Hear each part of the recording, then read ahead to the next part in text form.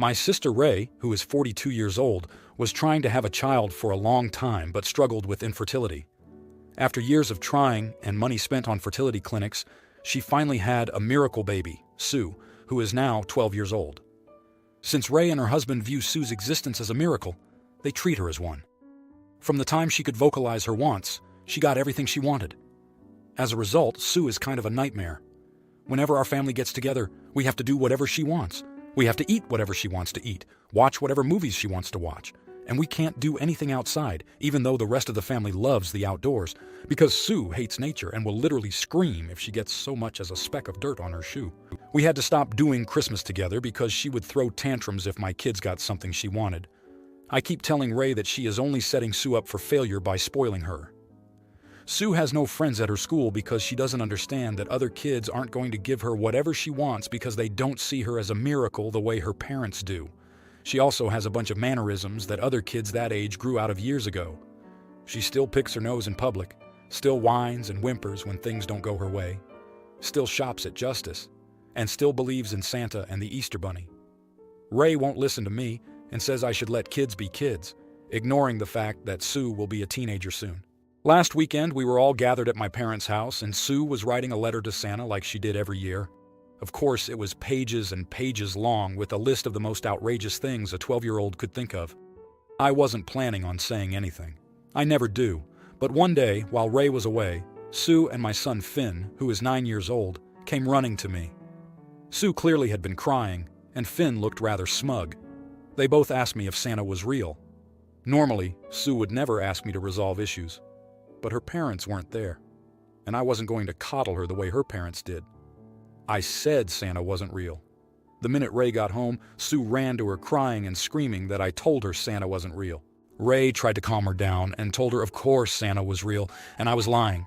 When Ray put Sue down for a nap, "Yes, you read that right," she scolded me. She said I had no business trying to parent her child. I then told her that she wasn't parenting her child, so someone had to. Maybe the first step to self-awareness for her is learning Santa isn't real. I was hoping Ray would wake up and see the reality of the situation, but now she's just ignoring my texts and calls. When I told my husband about everything, he wasn't as supportive as I thought he would be. He agrees Sue is unbearable, but it's not my place to fix that, and what I did probably did more harm than good. Should I have just said Santa was real and not gotten involved in this situation? Now, here are the comments. Comment 1. Not the idiot. In my view, you would only have been AH in this situation if Sue had asked you, "Is Santa real?" when her mom was actually there, then you could have sent her off to her mom to get the answer her mom wanted to give. IME as a babysitter and aunt, school-age kids, and I mean from 5 onwards, give only lip service to the idea that Santa is real. They may have the idea that if they admit they no asterisk, there's no Santa, their parents will stop providing them with a filled stocking from Santa. This may just be my own experience, but I've literally known starry-eyed kids limpidly assuring their mom and dad that they absolutely do believe in Santa Claus. Then say to me, "I know he's not actually real." Whether Sue actually believes or not is not your business. But if her mom hoped to conceal from her forever the fact that most people over the age of 5 know Santa is fictional, her mom must have known that was impossible. Not your problem, though. Comment 2. Not the idiot, surprisingly. You are not obligated to lie to your child in order to protect someone else's lie. It's different if you had gone out of your way to tell this child Santa is not real, but that's not how this all played out. Interestingly, my 10-year-old still believes, but I refuse to say that Santa is real. I just let him talk about it. When my 4-year-old asks about it, I say that Santa has a budget because the parents have to pay for the toys and the elves, so she can't choose everything she wants. In our house, Santa brings a stocking and one gift. Parents provide the rest. I'm not going to make some child feel bad that our Santa brought our kids something very expensive. And Mrs. Claus brings them a bag of books. ETA. Typo. Comment 3. You're the idiot. Appears both you and your son are proud of yourselves for your unkind behavior. None of what you describe about Sue's behavior gives you the right to be purposely nasty to a 12-year-old. You knew exactly what you were doing and knew damn well you were not helping in any way. ETA. Adults should not be answering questions like this ever if it's not your own child. It's no one's job to answer questions about Santa, God, where babies come from, where people go when they die, etc. Leave those things to parents. Sue clearly has some delays in her development. Perhaps due to your sister's parenting, perhaps due to other reasons, but at no point did you have Sue's best interest in mind here. Your husband is right. Now, for the next story. My sister thinks I'm the AH here, but I'm not sure. I, male 31, went on a third date today with a girl, female 30. I met online. I really like this girl. We went to a pub for a drink after the activity we had planned was canceled. We had a few non-alcoholic drinks and ended up having a conversation about food. She said the conversation was making her hungry, and I agreed. We chatted for about another 30 minutes, during which she mentioned maybe 2 more times that she was hungry. I suggested ending the date, and she agreed. We had agreed to a simple date, as her car had unexpected problems that meant she had very little money until payday, so I assumed she didn't want to pay to eat out. When I got home, my sister was surprised I was back so soon, as she knew I liked the girl, so I explained. She then basically called me an idiot and said I should have paid for us both to eat, as the girl would probably have paid next time. She is probably right, as so far we have split everything equally, and in one of our conversations, the girl had told me she found one guy she dated awkward as he insisted on paying for everything, and she didn't like that. I could have offered to extend the date and buy us both dinner, but I didn't really think of it. My sister says I've outed myself to my date as a selfish AH who is tight with money, and now I'm worried that's how I've come across. Comment 1. I don't know. I do think you are a bit of an idiot. You literally said you assumed since she didn't have money she couldn't pay to eat. So it never once occurred to you to treat her dinner one time. Like you are dating someone and it just doesn't cross your mind that you could. Just one time, pay for her to eat? I think you are TA because you knew you could just order some pub food, but you chose to end the date instead. You are so hung up on going 50-50ths that you cannot envision a time when you would cover the entire bill. I also think you are TA because at a certain point in life, being that oblivious makes you an AH. It means you are not making the effort. You are just floating along with a complete lack of awareness of other people and the world in general. I would be surprised if this woman continues to date you much longer. You should at least send her a text apologizing for being so obtuse. Also, maybe open your mind a bit and understand that sometimes people who like each other treat each other to meals. Comment 2. I wouldn't call you an AH, but you did come across as cheap. You sounded like you draw the line in having to pay something. You would rather end the date than go out to eat. And you don't even know if she wanted you to pay.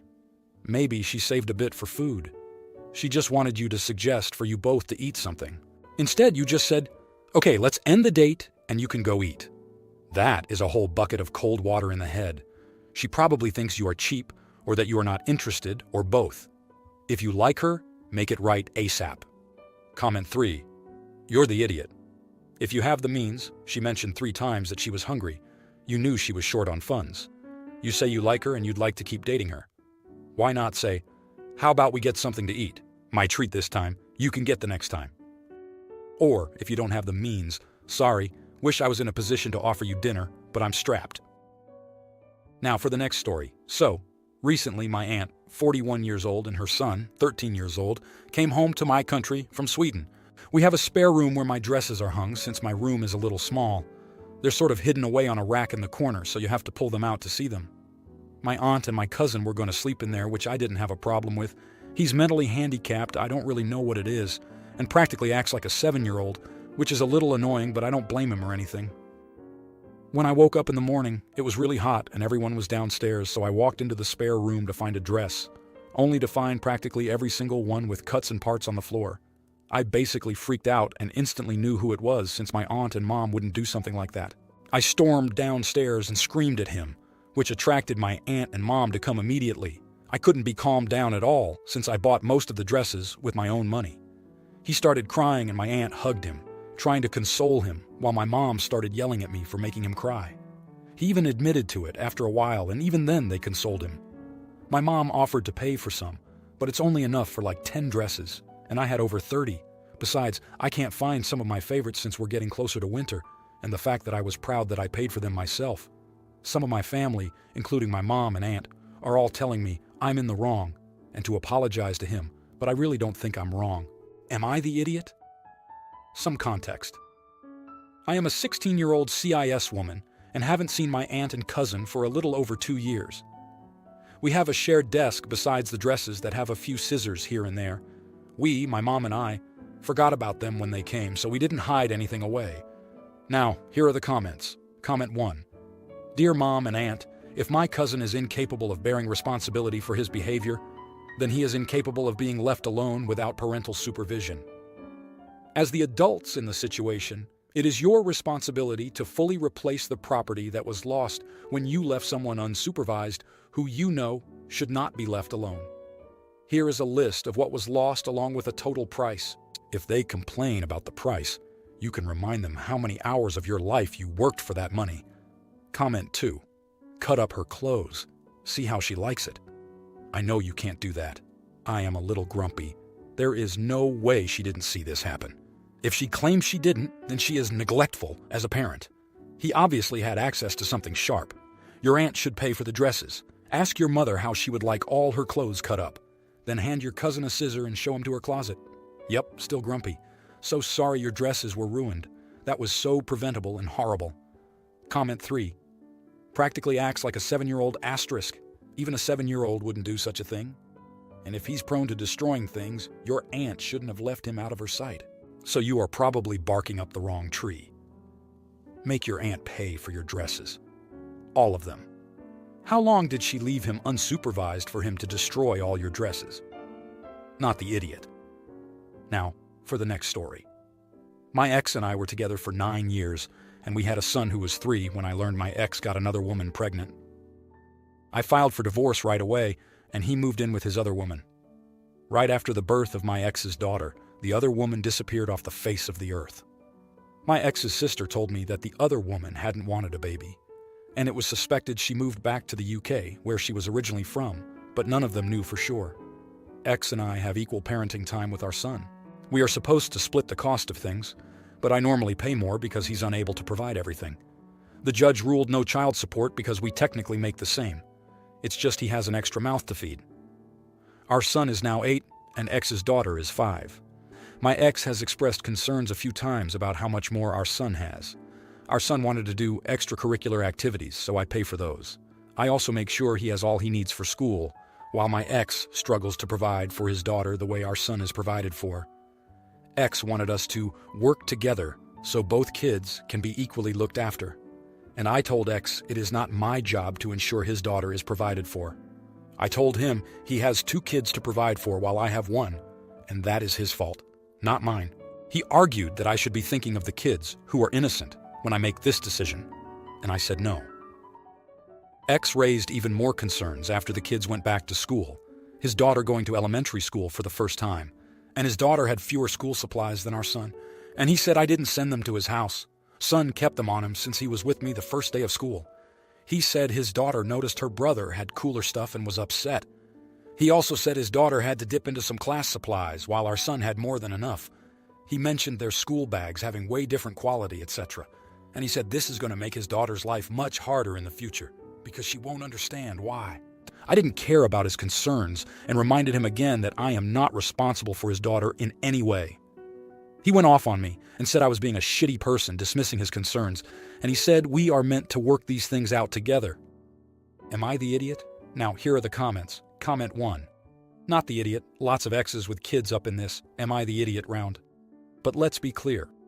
Your ex has to explain to his child that he can't afford nicer things, whereas someone else is paying for nicer things for that kid's brother. It isn't hard or not understandable. Kids get it if you explain it. Parents just don't like explaining that they can't provide something they want to provide. You sent your kid to school with school supplies. Your ex provided 0 of those school supplies. Your ex has told you that he was going to attempt to take your son's school supplies to give to his other child who he can't afford supplies for. It's tough when kids have to deal with inequality at a young age. It's important that you teach your son humility and generosity, but also to stand up for himself as well. You're never going to be the idiot for not buying some random kid's school supplies. But be careful with your son about the messages your son learns about the difference. Comment 2. There's a really simple solution here. He can find the mom and make her pay child support. He can get a second job. He can ask family for money. He can sell some possessions. He can dip into his retirement money. He can get rid of cable. He can switch to generic brands.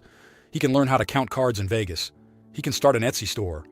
It's 100% true that the kids having unequal stuff will cause problems between them. But that's his responsibility to work harder to fix, not the idiot. Comment 3. Not the idiot. Not my job to ensure his daughter is provided for. I told him he has 2 kids to provide for, while I have 1, and that is his fault, not mine. Facts. He argued that I should be thinking of the kids who are innocent. Oh, well, if it isn't him not liking the consequences of his own actions and wants to manipulate it. His daughter will eventually understand why, and he knows once she figures it out, he's going to look bad. Glad he's your ex, BTW. If you like this video, you'll probably like these too. Also, while you're here, please consider subscribing. It's your support that keeps this channel alive and allows me to make better and longer videos. Have a great day.